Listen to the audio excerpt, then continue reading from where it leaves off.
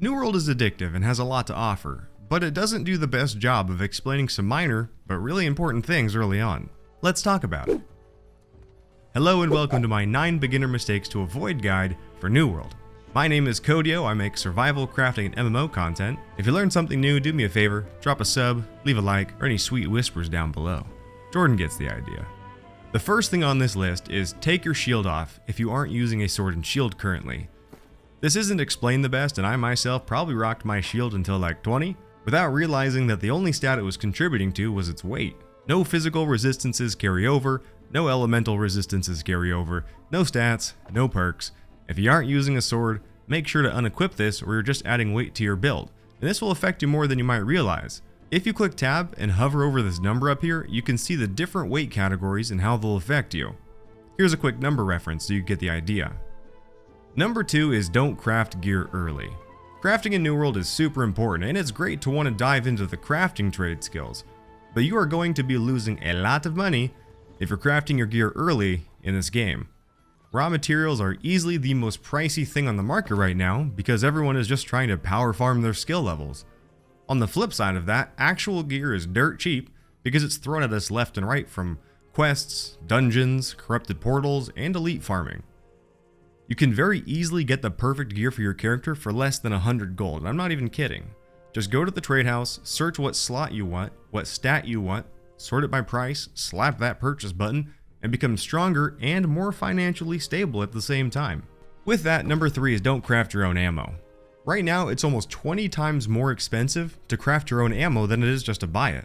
Heck, I actually just started buying iron cartridges for my musket instead of making steel ones for myself. The difference in damage is super minimal for PvE. For PvP, it's totally different. You kind of want to min-max your stats a little bit more there, but for PvE and progression, it doesn't matter a lot, and you can buy a stack of 500 cartridges for about 5 gold, like just 5 gold. And this is for the same reason. People are trying to power farm their levels, they're buying materials to refine and then craft with, which is jacking up the material prices a ton. You absolutely should craft and level your trade skills, but not early. In the early game, your money is just much better spent elsewhere. Trade skills as a whole, I would avoid the crafting ones early and focus more casually on the gathering ones. The crafting skills will still be there when you're higher level, but the gold will make it much further right now. Number 4 is don't level up a bunch of different weapons early. Try to find 2 that work for you and then stick with it. Your weapon mastery plays a huge part in how strong you are, and spreading yourself too thin can really slow down your progression in this game. Later in the game, there are really efficient ways to power farm your weapon mastery, so you'll absolutely be able to rock a ton of different weapons and try out a bunch of different builds, but doing that during your early progression is just going to slow you down. If it's too late, and you've already swapped 6 times and each weapon has just become a basic attack machine because you have no ability points, it's all okay. There are still some ways in the early to mid game that can catch you up on weapon mastery. I'll be making a guide on that really soon, so keep your eye out. Number 5 is casually level up your skinning, even if it's not a trade skill that you plan on investing in the mid to late game. The reason for this is that there are missions later in the game that require you to kill and skin certain mobs to complete the quest. The issue is, if you can't skin the mob, you can't complete the quest. My buddy ran into this a couple days ago and had to get his skinning to like 50, which isn't bad, but can really knock you off your questing groove. Now you can max your skinning in just a few hours in this game. Click the card above or the link below and it'll take you to a video I made showing just how broken it actually kind of is. Number 6 is a small one, but super important if you haven't realized it early. When crafting, click on the material that is being consumed. You can change what resource it asks for. Sometimes it defaults to a higher tier material than what is needed, and even then, not all resources of the same tier are the same. Some are significantly more rare and valuable than others, so changing this resource out to something more abundant and cheap is going to help you a ton. I'm sure most people know this by now, but my goodness, I didn't realize this for the first couple days, and it was defaulting to a lot of resources that were more expensive, and I was missing out on a lot of goodies. Small tip, but super important to know early. With that, number 7 is gather blueberries, nuts, and honey that you come across. These 3 things have been ridiculously efficient for me when it comes to making my own food. I believe that they are by far the most abundant things you can harvest and use in your food. You can see that when I make tier 3 light rations, which is the HP regen food, I use blueberries, nuts, and honey. And I can make hundreds of these at a time. You don't want to be using higher tiers of materials or anything more expensive than you need to. I'll link a resource map down below, but just know that it doesn't have absolutely everything, so you may find some resource spawns that aren't listed.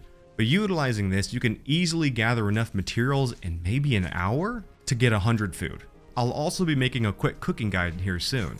Number 8 is loot every single supply cache and crate that you come across, without exception. Super early, like pre-level 8 or so, this is how you're going to get most of your starting weapons and gear, but for the rest of the game, these dudes are chests filled with metaphorical gold.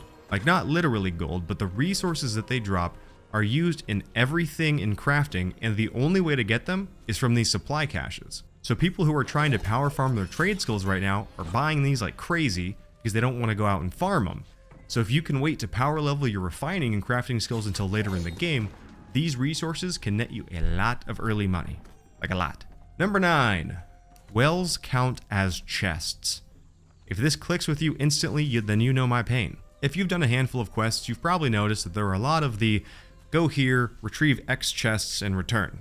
Now the problem is, Amazon and I apparently have different definitions of what a chest is, because I have wasted hours trying to finish a bunch of these quests because I could not find the remaining chest. Turns out oftentimes it was in the well, which usually just gives you water, because it's a well. So chests, supply cache crates, and wells are all green area for these loot 'em up type quests. Number 10 is a bonus one for you guys. Relax. Have fun. You're not going to be level 60 tomorrow. You're not going to be there next week. Slow down. Enjoy the game. This isn't like most MMOs available right now with a distinct linear progression that you can power grind out. This genuinely is more of an experience. One that you get to have fun in. Explore an awesome world. Pick up all the shiny things. Harvest all the other shiny things. And just adventure. You just can't swim. Slow down, enjoy each play session as if it's its own experience, and you'll enjoy your stay in Eternum a lot more.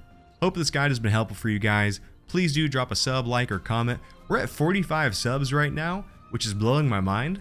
I did not expect my last video to even reach 100 views, and it's completely surpassed that, so thank you guys, I'm very grateful. Hope you can continue to support me. Thanks guys, and as always, peace!